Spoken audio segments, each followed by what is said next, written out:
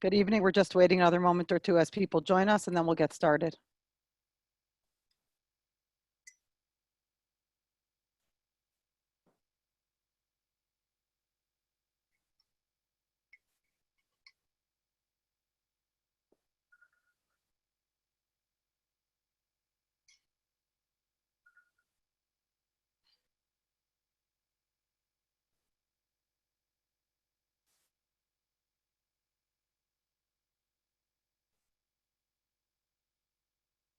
Okay, looks like our numbers are leveling off, so I think we are good to go. Good evening. Welcome to a discussion of American Orthodoxy and American Civics, sponsored by the Shalom Hartman Institute of North America. This evening, the discussants will be Dr. Shani Bechhofer, and I am Rivka Schwartz. We'll each introduce ourselves briefly, and then we will jump into the substance of our conversation. So, Shani, take it away. I'm Shani Bechhofer. I live in Muncie, New York. I'm a Jewish educator for many years. I do consulting work with schools and boards and foundations and things like that. I taught Judaic studies for many years. I was a school principal, and all of a sudden I ended up getting involved in politics here in Ramapo, New York, and I ran for office. And I lost, but I'll probably try again. So that's the angle that I bring to this conversation.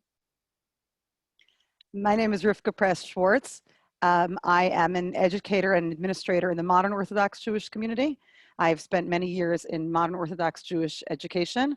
And in particular, I teach citizenship in a modern Orthodox Jewish high school now, in addition to teaching American history. Spent a lot of time thinking about how I get modern Orthodox teenagers, and maybe by extension their families, to think of themselves and engage as American citizens.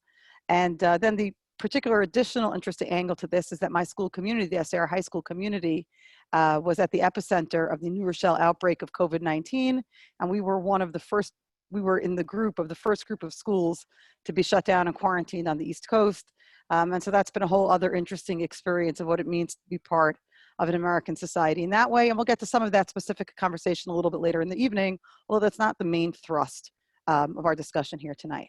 We wanted to start our conversation by talking a little bit, before we get to the discussion of citizenship in our respective communities, just to be very clear about this, I'm speaking from the vantage point more of the modern Orthodox community. Shani speaking more from the vantage point of the Haredi, or what the New York Times would call the ultra-Orthodox community. And we wanted to start, though, with a discussion of not of citizenship, but first of politics and power. How does each of our communities approach politics, and how do they wield power? And so we thought we would start just by talking about how the subset of the Orthodox community that we're part of engages in politics, what do they do, and to what ends. So Shani, do you want to start for us? Sure.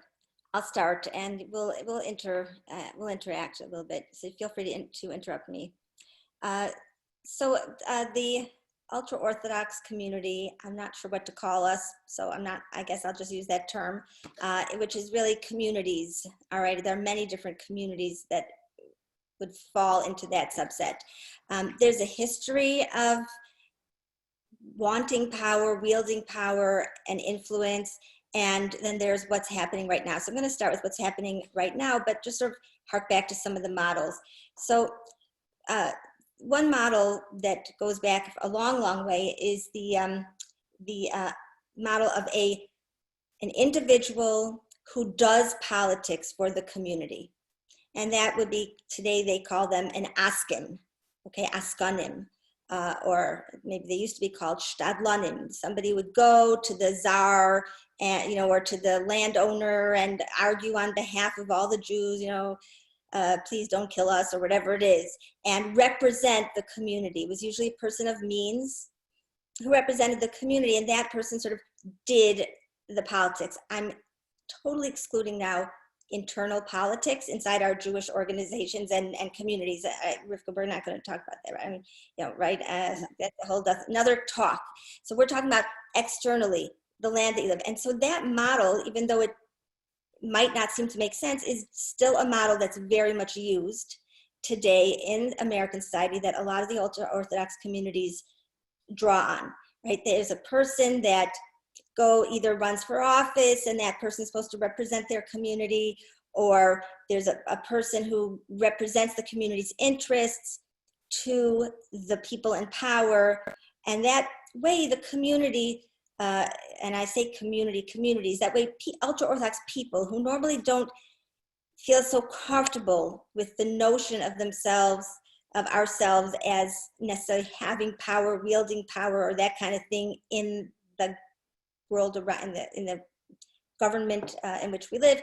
That way we sort of, that sort of power that role devolves to an individual, and then that individual does the dirty work of politics for the community. So that's one model, and that's very, very common nowadays. There are problems with that model. I'm not going to go on and on about it, but just to say they don't necessarily represent people. A lot of times these people just sort of rise up and position themselves in that way, and sometimes and become spokespeople for for a group that doesn't actually necessarily agree with what the spokespeople are saying. The second model is more like the lobbying model, and that is something that's been used also for many years. The Aguda, I did a study of the Aguda and its efforts this is decades ago, at the time of the ERA, when they were trying to pass the ERA. I can't believe it that now it's contemporary again. But at that time, there was a lot of fear about it. And so they gained an expertise in lobbying. And within— Shani, can I just interject for a minute? Can you just explain the ERA and clarify in case any of our listeners aren't familiar? Yeah, sure. The Equal Rights Amendment for women. And that was a big, they tried to get it passed. It went state by state. And at the time, a lot of the religious organizations, the OU went back and forth and whatever, they weren't sure whether to oppose it. There was a lot of scare tactics that were used. The Aguda, a lot of the people in the Aguda that ended up doing this became very close with people like Phyllis Schlafly, if you've ever heard of her. So they developed this ability, and that's usually done as an organization, like let's say the Aguda or the OU or other organizations that lobby.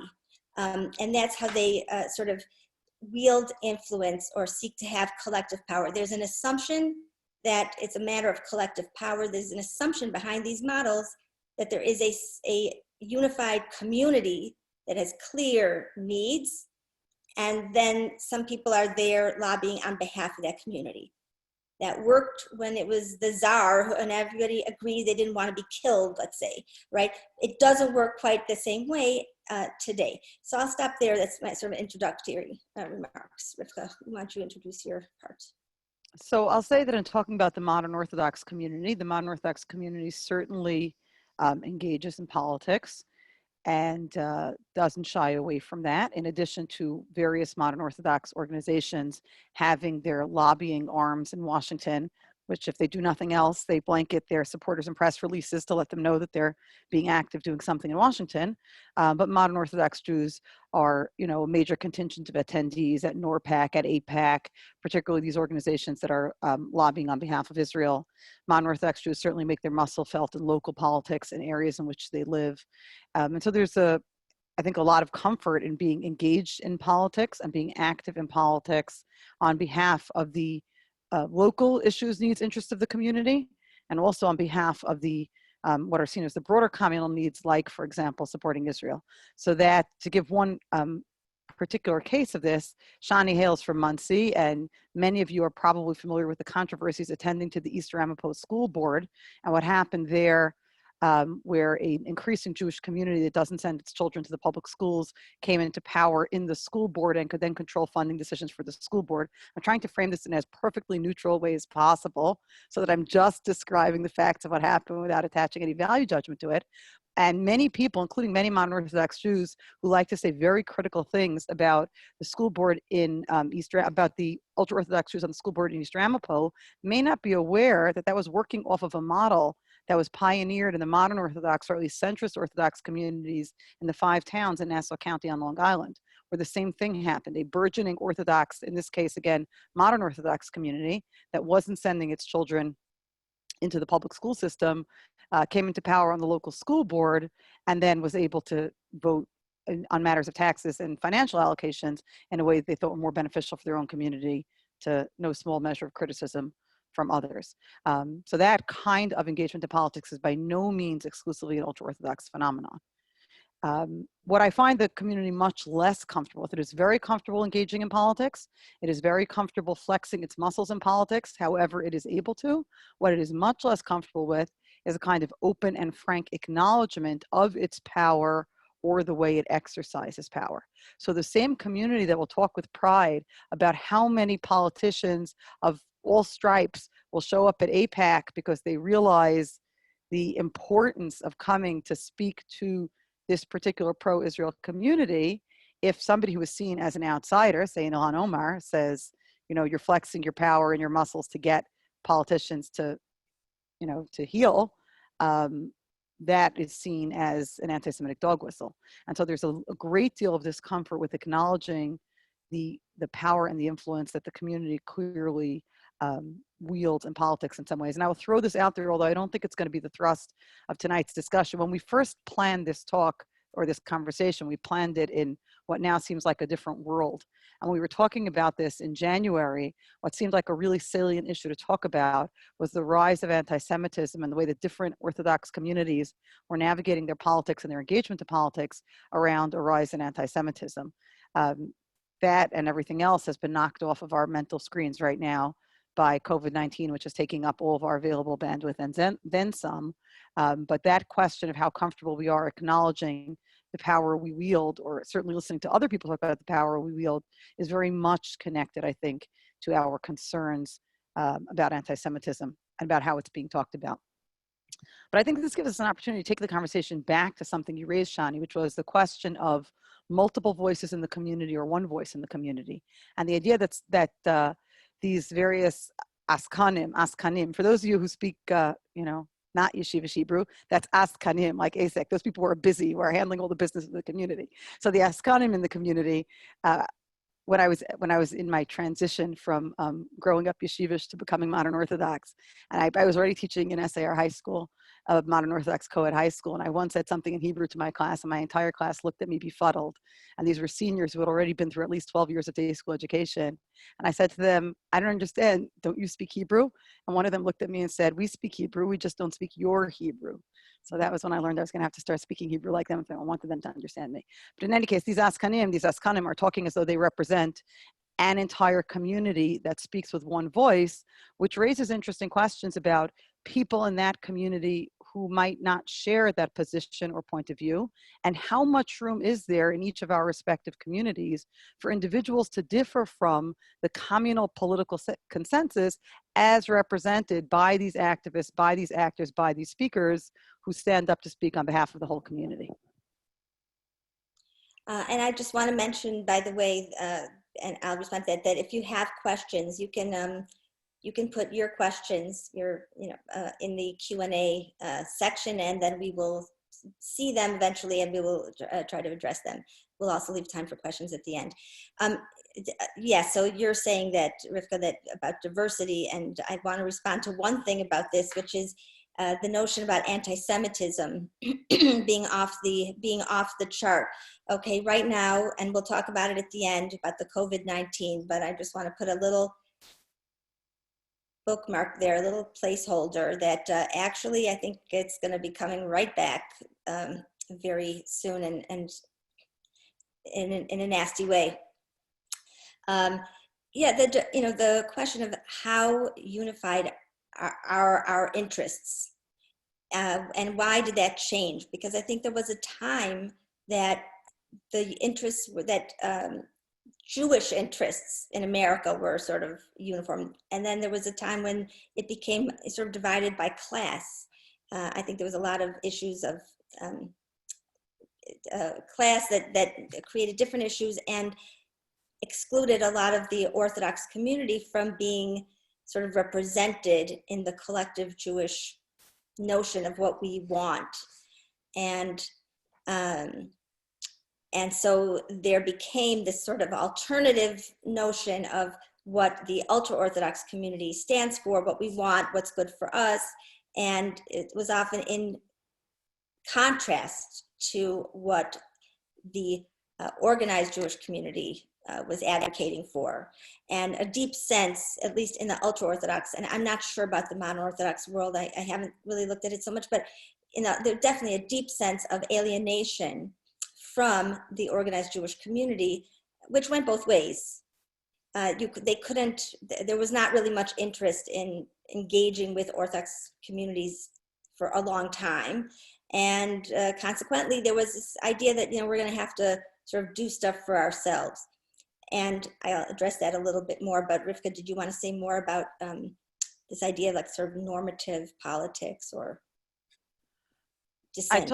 I told Shani when we were talking about this that I'm not sure that I have anything at a sort of global analytical smart level to say about this. I have something more personal to say about this, which is I think the point of greatest Jewish communal consensus, certainly greatest Orthodox communal consensus, let's say that, Jewish is way overstating it, but greatest Orthodox communal consensus in the recent past, other than anti-Semitism, which everyone agrees is bad and we don't like, was the Iran deal.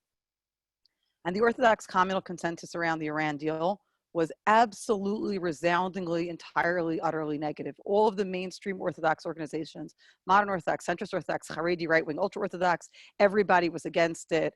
Various groups were organizing lobbying groups of rabbis and lay people and everybody else to go to Washington and lobby this one and that one. Many modern Orthodox schools brought all of their students together to watch Benjamin Netanyahu address a joint session of Congress in opposition to the foreign policy of the President of the United States, which was unprecedented on many levels, and for a variety of reasons that are not relevant here particularly, so I'll leave them for some other time. I did not share that communal consensus. I was not a participant in the communal consensus. And in the modern Orthodox community, that felt like a position or a view that could not really safely be spoken. Certainly not by an educator, not by somebody in a position of some amount of communal responsibility or accountability. This actually might be the first time that I'm saying this out loud in a public forum, actually, now that I think about it. At this point, the Iran deal is a thing of the past and the Obama administration is behind us, and there's probably not so much to have to pussyfoot around anymore. But that sense that the community was speaking with one voice, and how could you speak against the communal consensus, and how could you say, actually, there is relevant subject area expertise here that the leaders of the Jewish community don't have, and they are wrong on the questions of nuclear weapons policy and proliferation matters. It became a very hard thing to say. So to speak out against a certain kind of communal consensus, I don't mean hard in some moral sense, I mean professionally. So I do think that there is a sense in which those organizations that claim to speak for the community in a certain kind of communal consensus, I'd have to do some more work if I wanted to get from the personal experience which I just described to saying something globally smart. I'd have to think about what exactly was enforcing that consensus. What was the enforcement mechanism? What was I afraid of, or what was I responding to? I'm not sure that I ever thought about that analytically, but I know that I didn't say it. I didn't say it to my students. I didn't say it out loud in my school community. So there is a sense sometimes that these organizations are speaking on behalf of Orthodox Jews. And if you speak out against that, you're actually undermining their work, because you're now weakening their position as speaking on behalf of Orthodox Jews. And that opens up, to a great deal of criticism. So I do think that there are times when the community doesn't want a pluralism of voices. But again, who exactly that community is and who's enforcing that, I think I'd have to think some more about. That makes me think about the fact that none of these models that you or I were talking about, Rivka, have to do with making arguments on the merit of the case. In other words, the models that we're both talking about are basically trying to exert influence and affect policy through the power, through sort of like a threat or a promise or whatever, through wielding some sort of commodity. We'll give you this commodity if you give us that. There's a lot of us, so we'll give you our votes or our money or whatever it is. And of course, that's all American. That's how our system, unfortunately, does work to a great extent. But when on either side, on any, from any area on the spectrum in the Orthodoxy, okay, I think part of the issue is when confronted with an argument on the merit of the actual idea or the policy or whatnot, it feels extremely threatening. And I don't know if it's because people don't want to talk about that or they feel they can't talk about it. It's not the way it's done. we don't talk about, when someone says to me, whatever, well, we all know blah, blah, blah. And I say, how do we know that? Well, they'll give me some talking points or something, but that's not the conversation. The conversation is, how are we going to, use our collective, how are we going to get this done?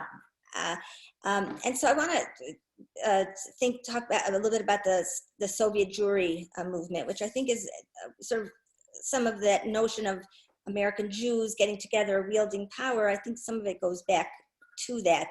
And like I said, certainly the ultra-Orthodox community, and I imagine a lot of the Orthodox community altogether, were not included. They were not included in those, or they're not part of the organizations that organized to engage in that movement.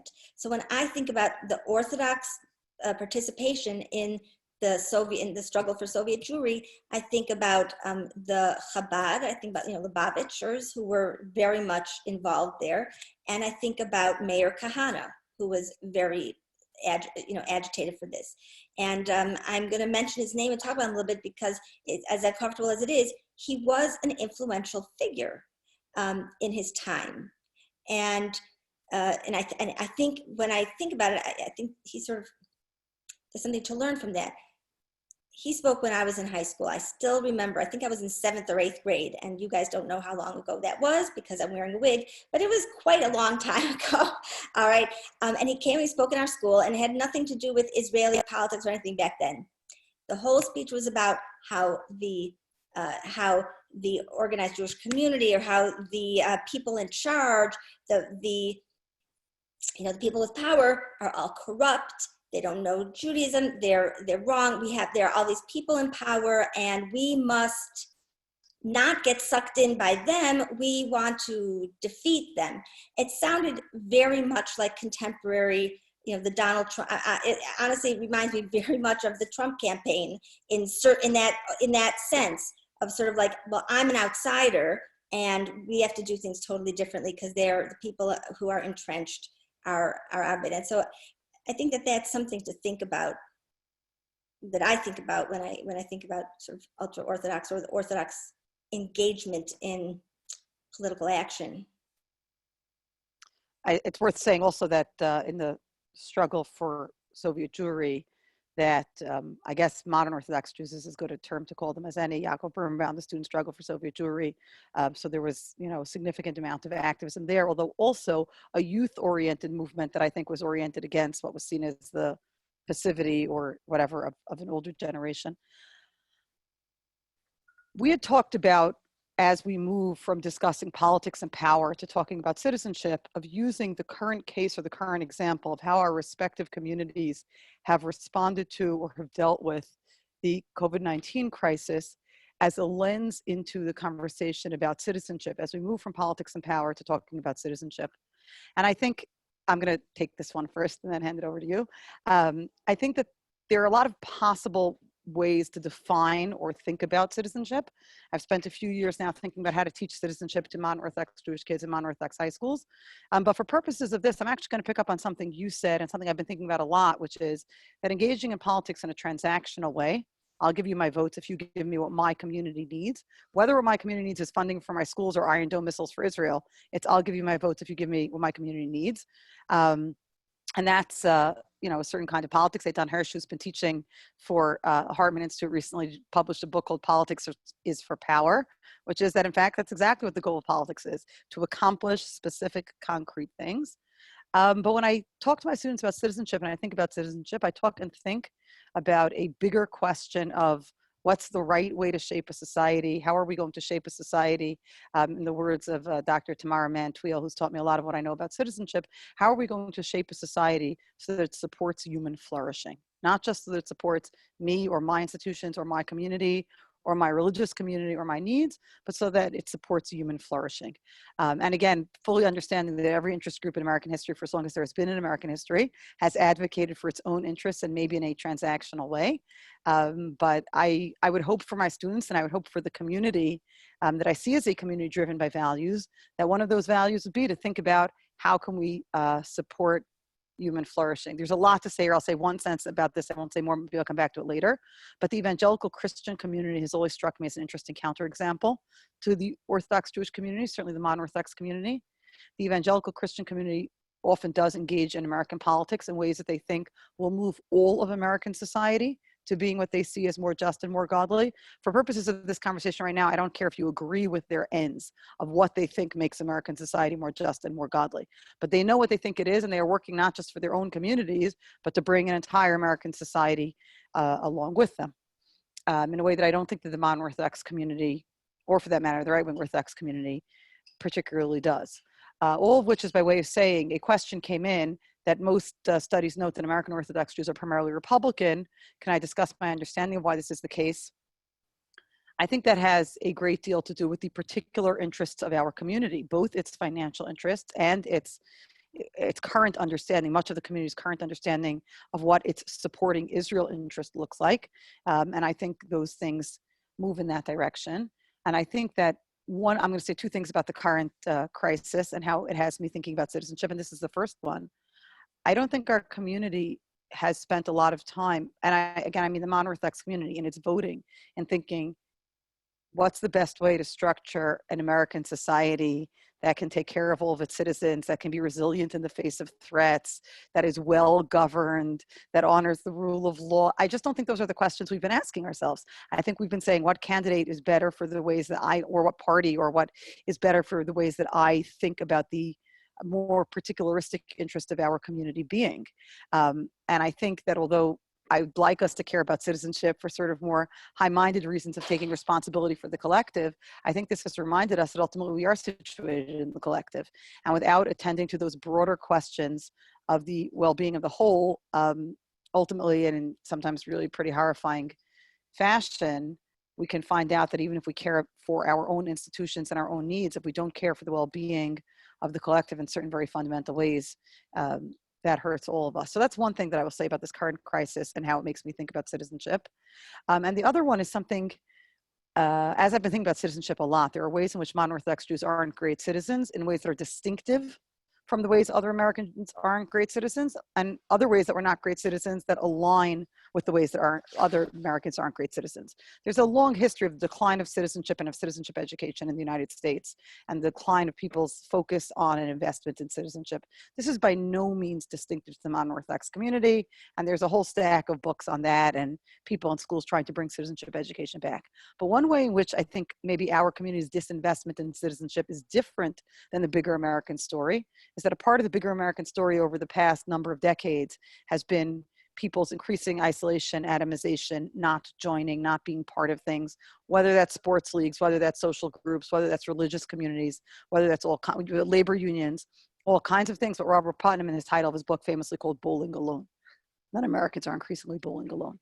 Modern Orthodox Jews are not bowling alone.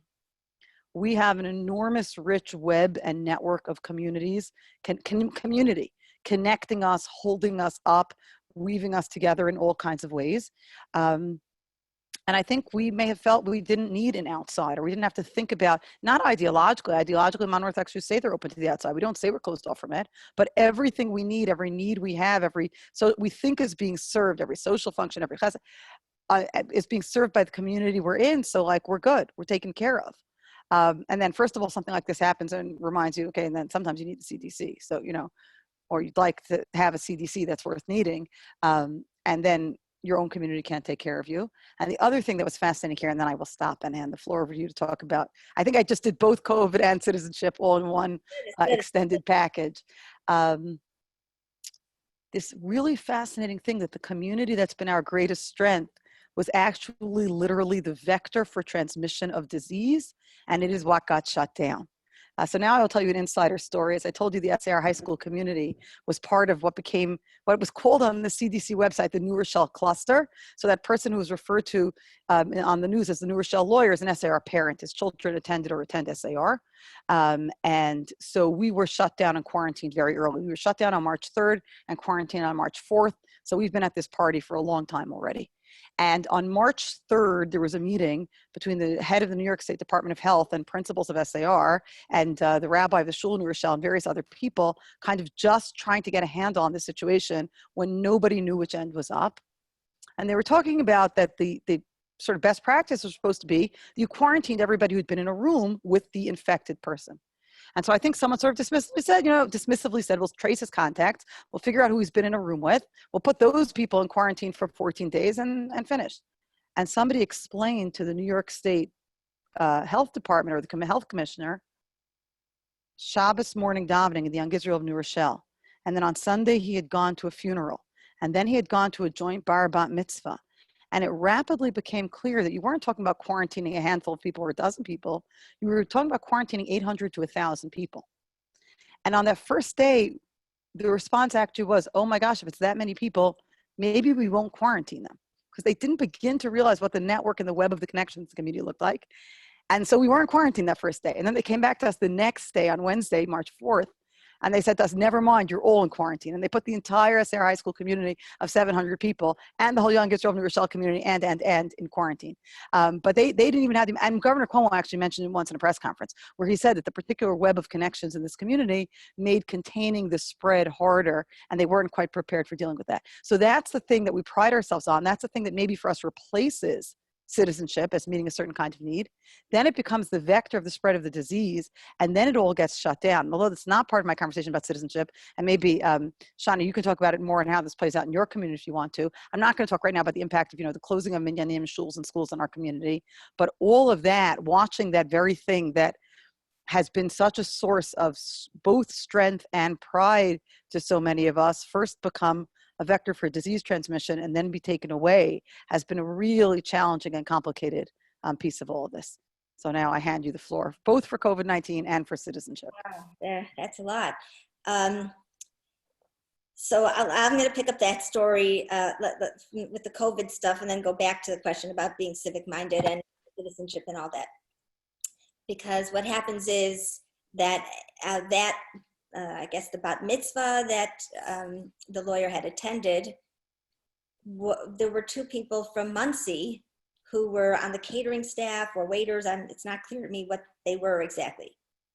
And so they came back, and the county, Rockland County, did not quarantine anybody, even though they had served at 2 additional events since the time that they had, before they got diagnosed with having the thing. The county did not quarantine anybody, and frankly, and I'm in the middle of writing about this, and you heard it here first. But the county, Rockland County, has been, in my opinion, extraordinarily negligent in, just wimpy, just an insipid response. They still can't quite tell everybody, you have to stay inside. You have to quarantine yourself, and if you have it, you can't. The latest thing that they put out is if you're test positive, if after 7 days you haven't had any symptoms, then you can go out and about, which is completely contrary to anything. And these are not Jewish people. They're not Orthodox people. They're just, they are intimidated people. And part of the dark side of having this sort of power and having it wielded by people who do not necessarily represent the good of the people they claim to represent is that then they can go and do things that put the rest of us at risk. So for example, one of these loudmouth troublemakers, I will just say, got up because of the whole measles thing, which we're not going to talk about now.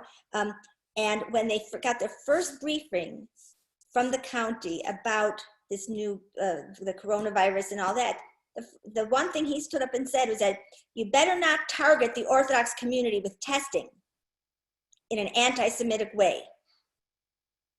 So guess what? They didn't target us with testing. Very nice. And so that was very bad for the ultra-Orthodox community. And the point is that this network, picked up, Rivka, from where you left off. And the network, much as we like to divide people into modern Orthodox, Haredi, or Orthodox, non-Orthodox, these networks, all overlap and intertwine. And therefore, I thought, just making New Rochelle into a containment area was sort of beside the point to me, because it's a network. It's not a geographic thing. So I want to say a little bit something about the civic, the question of why isn't there more civic engagement, or where is that mentality? Where is that mentality? And I think you're right, Rivka, that a lot of it is we don't bowl alone, and that there's a sense of that the community has so many different parts. And by the way, if you want to get political, you can get all political about the rabbi of your shul. You can get political about the principal of the school. There's plenty of things that people can get political about without even having to reach outward. But this situation with the virus, I don't think that everybody in the community has been so civic-minded, even towards one another. I mean, I had been, not that everybody listens to me, but I mean, I had been warning about this since before Purim. I'm sure a lot of us saw this coming. And even to this day, there are people out there. It is a small minority, but I guarantee you it's on every Facebook page and on every news station, all this. There are people here in Muncie who refuse to stop congregating. And it's ridiculous. Now, maybe that is partly because of that sense of identity that comes with being part of the group, and a fear of not feeling part of the group. This is a Hasidic thing, by the way, that's going on in Muncie. I don't know what's been happening lately, but in Muncie, it's really a Hasidic thing. I think there's also this PTSD, and I'm not sure why the Orthodox communities have it more so than the non-Orthodox communities, but I feel like there's this post-Holocaust PTSD that is very in the culture, that you can't really trust the government. They say they're our friends, they say that, but you can't really trust them. They'll turn on you.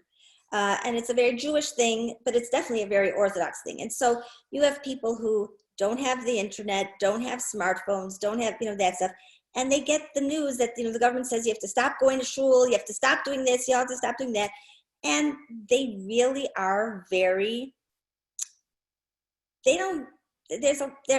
some people process it through that sort of sense of what the government is trying to do to us. They are anti-Semites. Everybody's anti-Semite. And I call that a PTSD thing, but that is sort of, it goes to that sort of it sort of melds with that anti-establishment mentality that we have going on today, that I was referring to earlier. And somebody asked about I think with the Haredi society, the ultra-Orthodox society, I don't know that so much of it has to do with economics of why there's an identification with the Republican Party. Maybe there is some. Some of it has to do with just resonating with that anti-establishment notion. But I think that, Rivka, you're talking about the value. I'm not 100% sure I would characterize the evangelical community as doing their political activism because they want it. This is what they see as a society where people will flourish. I think there's a sense, maybe there's probably some of that, and some of that there's a sense of being under threat, and that there's a them and there's us. And we have to advocate for us against them. And that resonates a lot in the ultra-Orthodox community too. I'm not sure about the non-Orthodox. That's a very thing. And by the way, for a lot of ultra-Orthodox people, adults today and especially young adults, they grew up on Rush Limbaugh. They didn't have televisions, they didn't go to movies. All they did was listen to the radio. And who listened to the radio? Rush Limbaugh, because that was the, this is years in the making of that kind of sense. But one thing I learned when I ran for office is that there is nothing more powerful than fear. If you get people to be afraid of, then they won't, and so what happened in our case is that the other side basically just about a week before the election smeared the people I was running with and said they were anti-Semitic. They want to take away your shuls and your schools. And that fear was enough to counteract everything else for some number of people, or a majority of the people who voted against us. So that fear and that sense of being threatened, I think it explains some of that lack of, it's not really being civic-minded anymore. It's about teams. So I'm not sure, I think you're right that I think a lot of Americans are not good citizens, because I think citizenship has been replaced in a certain sense by being part of a team and being like absolutely petrified that the other side will win. And then, oh, you know, horrible things will happen. I don't know if that makes sense to you. Yeah, I teach AP US government and politics. And I always tell my students, like, you know, Sesame Street is brought to you by the letter whatever and the number whatever. This whole year is brought to you by negative polarization. And it's a joke in my class that if I ask a question, you don't know what the answer is, the right answer is negative polarization. Negative polarization is the way political scientists describe that it's not even so much a strong association with it's not just that we're divided into teams. It's not as much a strong positive feeling for my own team as it is an intensely strong negative feeling about the other team. That's what negative polarization is. If they win, the country is, you know, is doomed. And then when you think that, obviously you're justified in doing a lot to stop them from winning, and that gets you places. I actually wanted to follow up on something you said, which I think is right and important, which is that even though we think of ultra-Orthodox communities as cut off from many forms of modern production of media, they aren't cut off from all of them, and it's actually worth tracing what those lines of cultural consumption are. My sister, I grew up, I don't know if I mentioned this tonight, I don't think I did, but I grew up in the ultra-Orthodox or yeshivish black hat community in Brooklyn.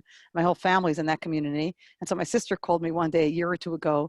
My oldest nephew was in high school, and all the guys in his yeshiva are listening to this person, this podcast, and she wants to know because she's very scrupulous about monitoring her son's media consumption, so none of it's inappropriate. So she's calling me as the modern Orthodox sister / aunt, so I can weigh in. She says, so what's this Ben Shapiro that my son wants to listen to? Should I let my son listen to Ben Shapiro? So I said, well, I don't agree with, you know, his politics, but there's not going to be anything there that you're worried about in terms of the kind of content that you're concerned about your 15-year-old son being exposed to. So my nephew in an ultra-Orthodox yeshiva in Brooklyn and all of his classmates are listening to Ben Shapiro. And sure enough, that got filtered through at the moment in time when the party line was, this is all exaggerated by Democrats who want to bring down the president. My nephew was coming home and saying, this is all exaggerated by Democrats who want to bring down the president. Although I think that's gone as a party line from most places. Nope, some places still. Some places still. I think it's worth engaging maybe with some of the questions that have come in. We're getting to the point of the evening where I think it makes sense to talk about some of the questions. There's been a lot of stuff put on the table. If you have more questions that you'd like to submit, please, there's a Q&A that you can put the questions into. Some of these things we've talked about or touched on a little bit, but I actually want to talk about the question of how are we managing life without minyanim, and I'll say by extension, since I work in a school, managing life without the community around all of our communal institutions, the shuls, the schools, everything else. I think to a first approximation, the answer is it's very hard. I think that this reinforces for me something that I've come to see as I've gotten older. I think that when I was younger, when I thought about my observance of halachic Judaism, I thought about it much more in terms of my personal, individual relationship with God or commitment to a system of Jewish law. And I think about it much more now as something that we do embedded in a matrix of community, not just, oh, it happens to be nice to have people that you can spend Shabbos with, but the real goal is your relationship with God and observing the laws of Shabbat. But actually, no, Shabbat is meant to be observed as a communal thing together with other people. That is what the structure is meant to be. And then when we go from that, and that's structuring all of our lives and all of our religious observances to be, and we're doing all the things that everybody is doing. We're doing the singing before Shabbat on Zoom, and we're doing the Havdalah on Zoom. And we did, our school community did Purim on Zoom because we were quarantined over Purim. We had Megillah readings with more than 1,000 people, Purim night and Purim day and all of that. But having said that, it is a poor and pale substitute. And I think reinforces for me the sense that this is not just a nice side benefit to our observance of Judaism, but is central to it in a way that makes the prospect of many more weeks or months of this loom long and gloomy. I don't know what to say. That's not encouraging, but that's what I feel like. Well, I think so much of how this is experienced, this being alone at home, being home alone, so to speak, with one's family. I mean, I think so much of it is sort of a stage of life thing. My mother is living alone in a big house in Detroit. Okay, that is a totally different experience from the way my kids are with their home with a bunch of little of their children. And of course, in the ultra-Orthodox community, there you've got people home in a lot of times very, relatively smaller homes with relatively more children than your average American, or than their average Jewish, than maybe the people that we're talking to here or whatever. And in terms of socioeconomic, in other words, it's hard. It's really, I don't know how I would be dealing with it if I had my 6 kids, here running around and they were still young and I could not go out or, whatever. Now I'm at the stage of life, I'm in this nice middle stage where, it's my husband and me and my our lucky youngest son, who's 21 years old, stuck with mom and dad 24/7 for who knows how, for the duration. But, we have our own little, Carl Bach minion in our living room on Friday night. And it's sort of like we have each other and we don't have some of those stresses that I know a lot of people have. Obviously, there are a lot of stresses as well. I think that people miss neighborhood. Our neighborhood happens to have a WhatsApp group and an email list that we've constructed just for our few blocks. So there is a little bit more of a sense of community there. There was a question about, which I thought is an interesting question here, about whether people in the Haredi community consider themselves part of the American nation. In other words, are they Americans, or do they not really see themselves as, or have that sort of maybe that sense of themselves as American? And I think there are different, really, that this is where there's such some diversity, something like this, where you have, I think in the Hasidic community, much less of a sense of being, they just don't, I don't know that they think of themselves as American in that sort of patriotic sense. Although, of course, if somebody is anti-American, then they would be upset about that. They have this sort of theoretical loyalty, but I don't think it really animates too much day-to-day life. They're loyal to their Hasidic Rebbe and their group, which is different than a different Hasidic group, and so on and so forth. I think that in the sort of the Lithuanian, the Litvisha, Yeshivish part of the ultra-Orthodox community, which are not Hasidim, there is more of a sense, and it depends. Among some there is a sense, among some there isn't a sense, and there's like a deliberate. There's a question that you want to preserve your boundaries, and there's a lot of fear that the young people will go off the derech or things like that if you make the outside seem too good. But there's still like an old school that's sort of like, yeah, we're American. There are if you drive around Muncie, there are people with American flags. There are, so it's really diverse. I can't say there's a Haredi approach to this, but I think it's a good question. It's an interesting question. I just want to say one thing about that, because I think that there are ways in which it's more complex or interesting than yes American, no American.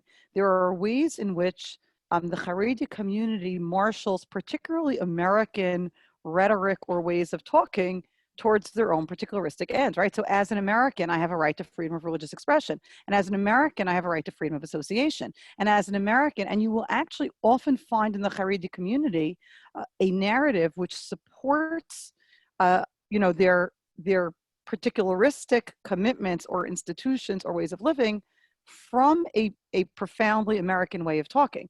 Now you can say, oh, that's kind of window dressing, you're saying it to sell to the outside world. I don't think it's only that. Maybe some element of that. I don't think it's only that. I do think it's also actually these communities have absorbed certain ways of thinking or certain value systems and are then using them to their own ends. The sister of mine with the son who listens to Ben Shapiro was a teacher in a New York City public school system. And at points in which I was talking to her, again, the SAR community was locked down early, not because we were smarter, not because we were more far thinking, but just because we got exposed earlier. So I was locked down and watching the coronavirus spread in my own community, my own school community, the community I lived in, while, in my sister's communities, everybody's going around life as normal. And I was saying, oh my gosh, this is terrible. You guys got to shut it all down. It's coming to you. It's already spreading. You just don't know about it. Shut Purim down, shut the schools down.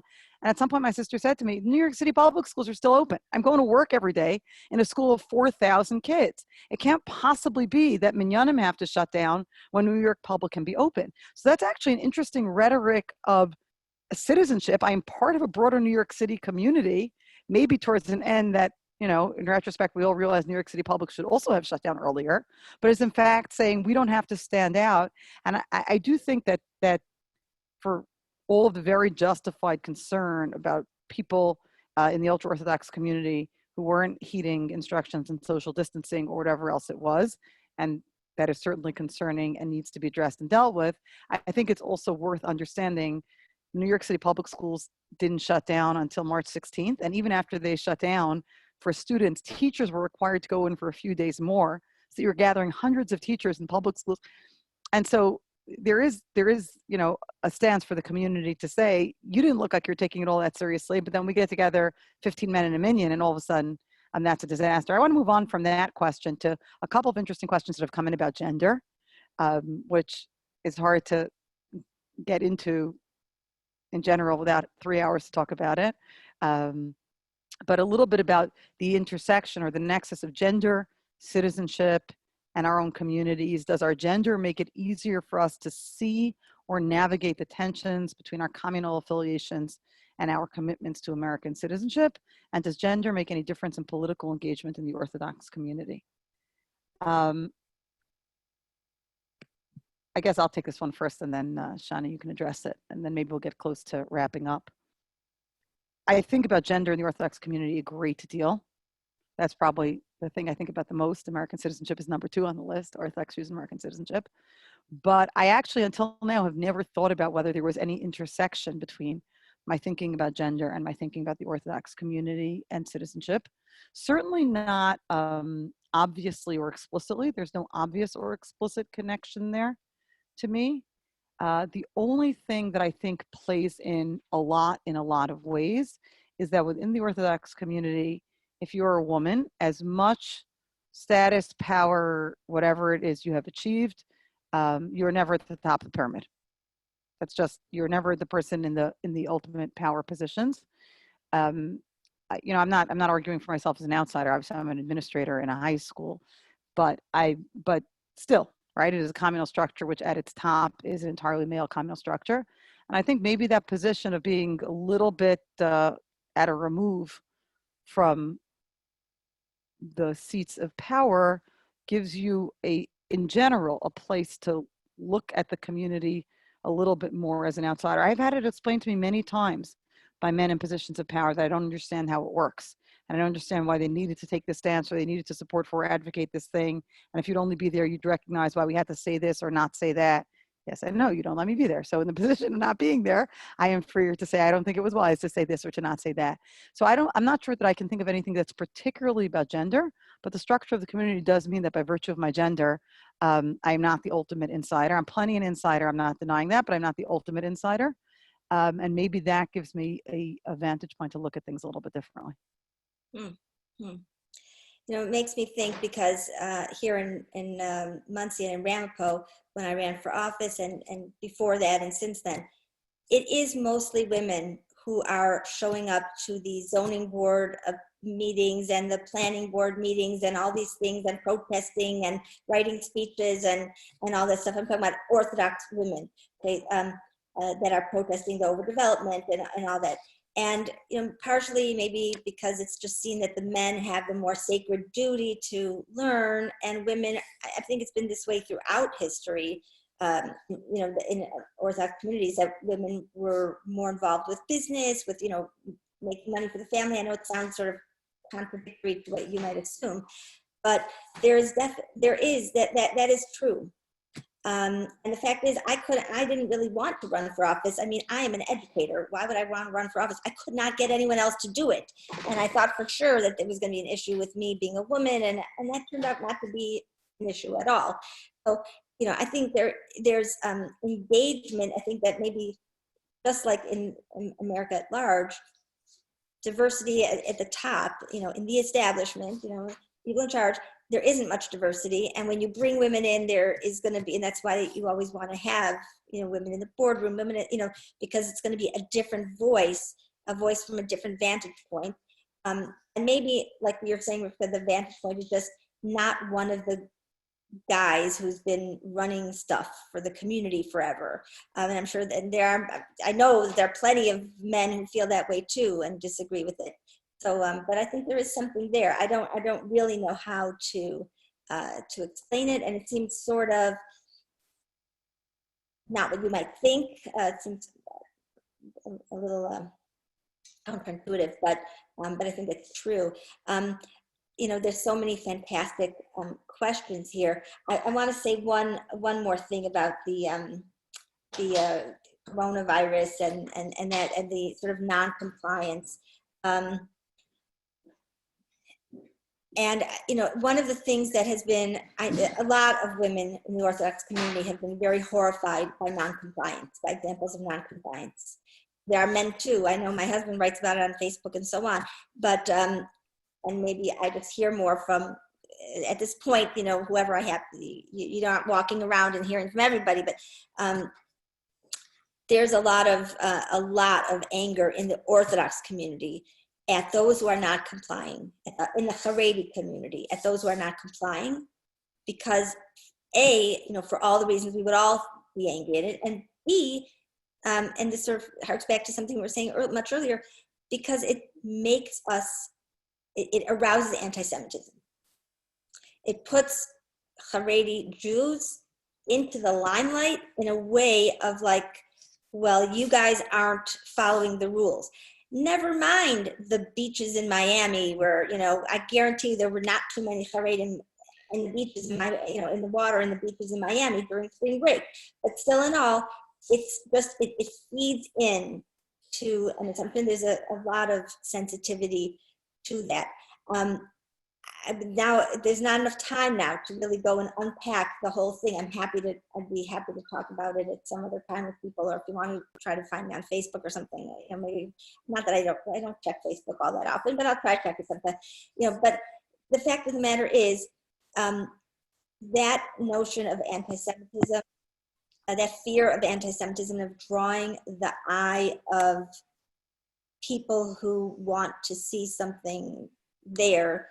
It's a very active thing, and unfortunately, what I will say is that the representatives, a lot of representatives of the Haredi communities, end up accusing everybody of anti-Semitism for all kinds of things which aren't actually anti-Semitic at all. But then some people they do things that do arouse some of those very anti-Semitic tropes by not complying, and there's a sense among the Haredi communities at large that we're very visible and we are sort of like the face of Jews. And that's, you know, I'm sure people heard that the stabbing victim from the monthly stabbing passed away of his wound yesterday or the day before. I can't even keep track of what day it is anymore. But the thing is, you know, it's a slow move towards understanding that engaging more in that enterprise of civic, in that civic engagement enterprise, that is a way to break down some of those boundaries and make it less likely to be labeled or to stand out in a bad way. So I don't know if that really answered the question that was, but I don't know. Okay, panelist privilege as always. You can answer the question that you wanted to answer, not the question that was asked. I'm going to address another question and a half. And when I say question and a half, there's one question that showed up in the Q&A that I'm going to address extremely briefly. And then we'll wrap with this question of to what extent do we see COVID-19 being a catalyst for Orthodox civic engagement in ways that both mirror the broader community and are distinctly Orthodox? But first, the half question. Somebody asked in the question box why we're talking about Orthodox Jews voting Republican in large numbers, as though there's anything surprising about that. Orthodox fall exactly where they would be expected according to their education level, family size, and economic level, but not geography. In other words, there's nothing terribly surprising about well-off religious people with large families voting Republican. The only thing that might be somewhat surprising is that they're doing it in the New York and New Jersey suburbs rather than the Georgia suburbs. But other than that, everything about them exactly lines up. And my response to that is all exactly correct, except for one thing. The only thing you left out of that analysis is their religion. American Jews are the most liberal subgroup in American politics, with the single exception of African Americans. And whenever I tell this to my students in AP US government and politics, they can't believe it. And I say, right, because you know Orthodox Jews. And Orthodox Jews don't fit that pattern among American Jews. Numerically, we're a small minority of American Jews. And so our numbers don't change the overall pattern, which is that American Jews overall are a very strongly democratically voting / left-leaning political constituency. And so in that context, looking at us relative to other American Jews, the Republican leaningness of the Orthodox community, which by the way is a very recent phenomenon, is surprising. So A, it stands out from among other American Jews, and B, because it is a more recently developing phenomenon, it invites some explanation or discussion.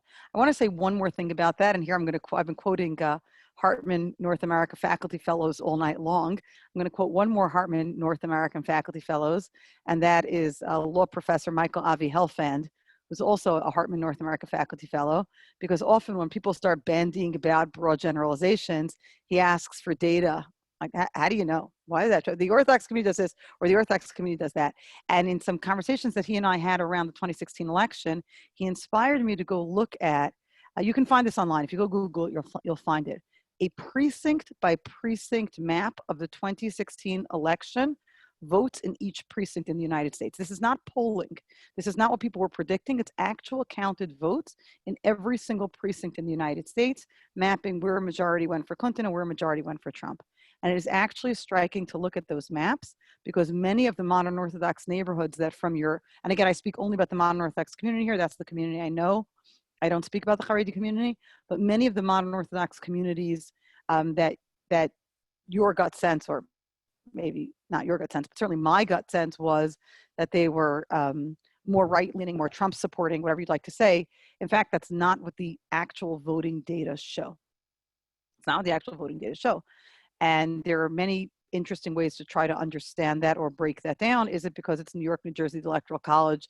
People who supported Trump figured it didn't pay to go vote because they knew that Clinton was going to win those states, the Electoral College anyway?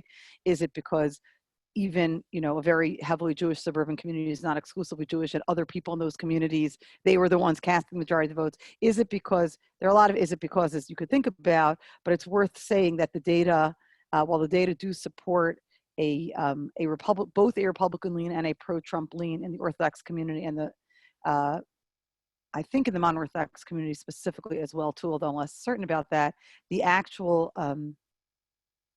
counted votes in 2016 look a little bit different than that in both Bergen County and Westchester County. The Jewish communities in Nassau County, actually, those precincts went majority for Trump. So that's just some data from the 2016 election. And now let's talk about COVID-19 and civic engagement, and to what extent do we see that as being a catalyst for Orthodox civic engagement in ways that mirror the broader community and are distinctly Orthodox.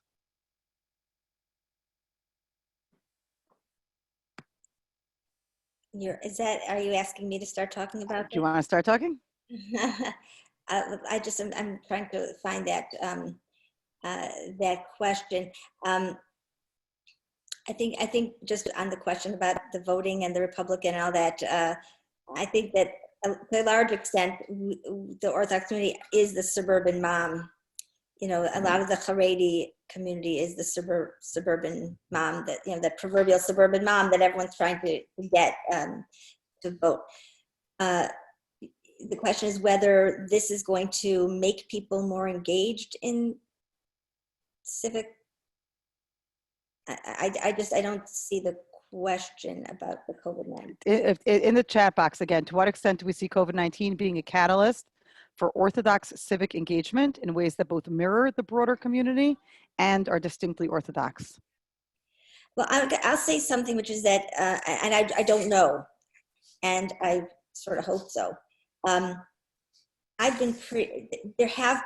been leadership in the Haredi community, in some Haredi communities, where rabbis have gotten together, as they did in modern Orthodox communities, I think much quicker, and say, okay, everybody don't go to shul, and whatever, and take it seriously. Here in Muncie, for sure, there has been a dearth of rabbinic leadership. And I'm not saying that there aren't individual rabbis who were telling their congregants exactly what they should have told them, exactly when they should have told them. But there isn't an organized, I think part of that notion about the the Haredi community assumes that there's some sort of organized thing where like all these different sects and groups within the Haredi communities all get together and do stuff together. There was no mechanism in Monsey for the Hasidic leaders and the yeshivish leaders and these different rabbis. There was no mechanism for them to get together and make a decision about anything. And so I hope that is something that changes. I think, am I optimistic that people will have more civic engagement? I just don't know. It's very hard to move people. I think people who are, just like it's difficult to move people and who are pro-Trump or anti-Trump into the other camp, it's very difficult to think of, in the Haredi community, a lot of it is going to revolve around whether, about anti-Semitism and whether, people, whether we grew anti-Semitism to us or whether there was anti-Semitism directed at us and blah, blah, blah, which is just sort of a side issue, avoiding the actual, I think the real issues here that come up, which I haven't thought about this systematically at all, but it would seem like what comes up is the danger of not having access to timely information coming from outside the community, and B, the need to take, the government isn't always out to get you, and the need to take seriously science and what it says. I'm hoping that will, that there are clearly elements in the Orthodox, in the Haredi community that have definitely gotten that message. They should have gotten it earlier, but they've gotten the message. And there are elements that haven't, and it's hard to really know how it's going to go. What do you think, Rivka? I actually want to ask you a follow-up question rather than answer this myself, because here's something I've been thinking about. In the Haredi and the ultra-Orthodox community, there's a very well-established ideology of what's called Das Torah, which is the idea that Torah sages, through their deep knowledge and understanding of Torah, become the right people to turn to for guidance in every area of life. Not only Jewish law or, what's kosher for Passover, but also what should I do on matters of public policy and even public health. And one of the things that I know happened in this community, because my mother's the principal of an ultra-Orthodox girls' high school in Brooklyn, and I heard about it directly from her, was that physicians in the community gathered principals, teachers, rabbis, leaders together days before the schools closed and said, please, we're begging you, we're telling you we need to close the schools. And the response of the principals and the rabbis was, we have to go seek Das Torah. We have to ask the Council of Torah Sages of Agudas Yisrael of America, the umbrella Haredi organization, what they think. And the answer they got from the Council of Torah Sages at that point was, don't close. Again, very much connected to the fact that New York Public wasn't closing, which made it seem like it's not an emergency of such immediate, proportions. And they didn't close. And one thing I wonder is if this and I know that in Israel, for example, the sort of senior Torah sage in the yeshiva community in Israel, Rabbi Chaim Kanievsky, for a while was saying keep the schools open and keep the minyanim going, until he wasn't saying that anymore, and that's no longer what he's saying. But that's certainly, in the ultra-Orthodox community in Israel, encouraged that to go on for longer than the government was recommending. Do you think that there's any long-term change of that ideology of Das Torah and the idea that rather than going to the epidemiologists, we go to the Torah sages? Or does all of this get understood, somehow theologically as this is what Hashem wanted for us now, and that's what Hashem wanted for us then, and it was all the right answers in the right time, and carry on? It's a great question, because it's asking people to think critically about something that is not just highly emotional, but that people are there's going to be grief in the community for a great deal of time. And asking people to interpret that grief in the light of, you see, you should have listened to the doctors, all right? That's a very hard ask, at least in the immediate. Now, I happen to think that young people are already there. And I know that some schools didn't close, but there were a lot of parents who just refused to send their kids to school. And to the extent that schools here, when they did finally close, it was basically because the parents wouldn't send their kids to school, and they were furious at the schools for for trying to stay open. I think it's very hard to ask people to make that interpretation, even though I think that people will, on some level, be making that interpretation. and it's sort of analogous in a way to the whole off the derech movement. When kids started going off of, when it became much more common for kids to go leave Orthodoxy and became more visible because they were doing drugs and blah, blah, blah. And suddenly this group of Haredi psychologists became like the wise people that we went to. And ultimately the rabbis ended up learning to consult with them. And maybe the same thing's going to happen now with doctors. I do know there were one or two of these Haredi doctors, one of them in Lakewood, that was continuing to say, leave the schools open, leave the schools open. So they weren't hearing with one voice. I mean, I don't know what your mother, described it. They weren't hearing with one voice from every single doctor. But, to me, as a leadership, if you ask me, saying, let's wait till the government makes us do it is just a way of abdicating leadership. I mean, you're in charge of your flock. You make the decision, choose to educate yourself and make the decision, and don't wait for the government to give you cover. It didn't really happen that way as much. And I think there are going to be, I think there's going to be some, space of time before it happens. I don't think it's going to be like, okay, that's it. You can't trust the rabbis. But I just think something is going to, we'll see what happens. It's a good question, and I'm very interested in the answer. Okay, I'm gonna close by half answering the question that we got about COVID-19 being a catalyst for Orthodox civic engagement in ways that mirror the broader community and are distinctly Orthodox. And I want to. This isn't really what I think is going to happen. This is what I would have hoped would happen, and what I think with different political leadership might have had an easier time of happening. And what I'm trying to communicate to my students, which is we have very weakened muscles of citizenship. We don't know how to do things in ways, we haven't really practiced doing things in ways that are taking responsibility for the entire polity of which we are a part, not just our own immediate community. And in a very odd way, this business that we're all doing now of sitting alone in our houses and talking to each other on Zoom, as socially isolated as we may be, is actually a way of building muscles of citizenship. Because I'm not only staying home for me, I'm staying home for the nurse in the hospital who's being overwhelmed by her caseload, and I'm staying home for the elderly or immune compromised person who will be sicker than I am if they get sick. And I'm staying home because for as a society as a whole, this is what we have to do. And I think that different political leadership would have been able to strike the tone. You are hearing it more at the government. It's just, I'm sorry, it's just true. You can tell me I'm being political, but it's just true.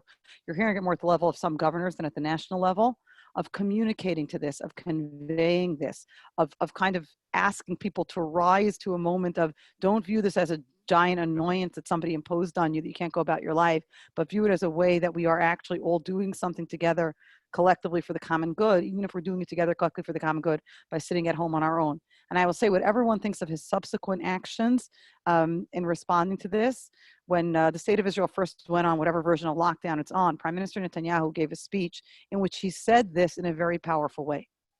He said, you're looking out for the elderly person and the grandparent and whatever it is, in a way that was very powerful. And actually the governor of Washington State, which was the first hard-hit state, New Rochelle was the first cluster on the East Coast, but Washington State was the first hard-hit cluster in the United States, and they imposed strict social distancing guidelines. And somebody asked Governor Inslee, what's going to be the consequence for violating social distancing? And he said, the consequence is going to be that you're going to kill someone's grandfather.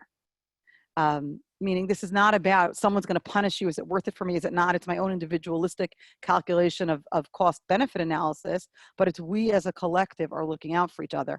And I think there's room to bring back a kind of conversation about citizenship and the common good here. Again, we're trying to do it as a school when we talk to our kids about social distancing and why they have to maintain it, which we do on Zoom periodically, and we're about to do with them again before they head out on break for Pesach. We want to remind them why they shouldn't get together with their friends. We use that language of citizenship and the common good.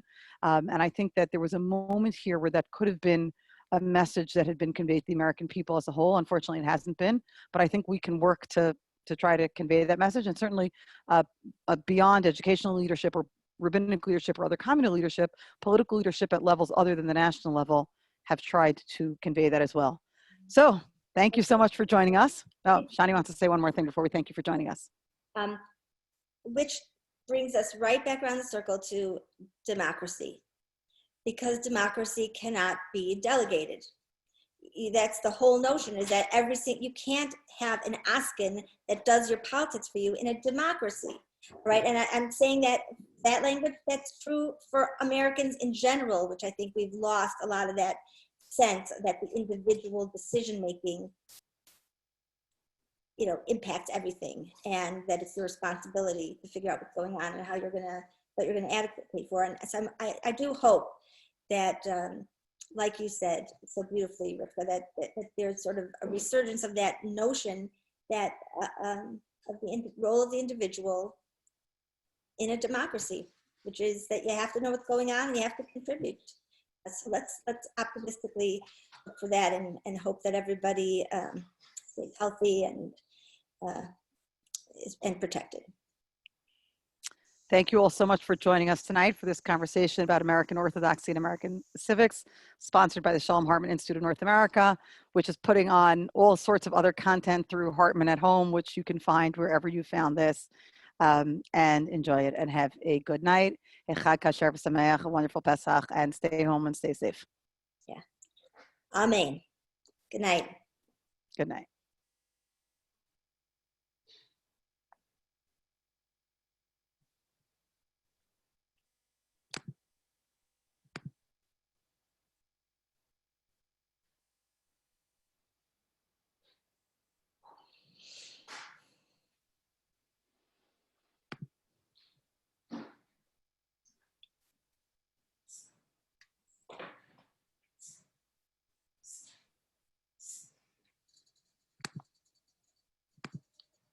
Yeah.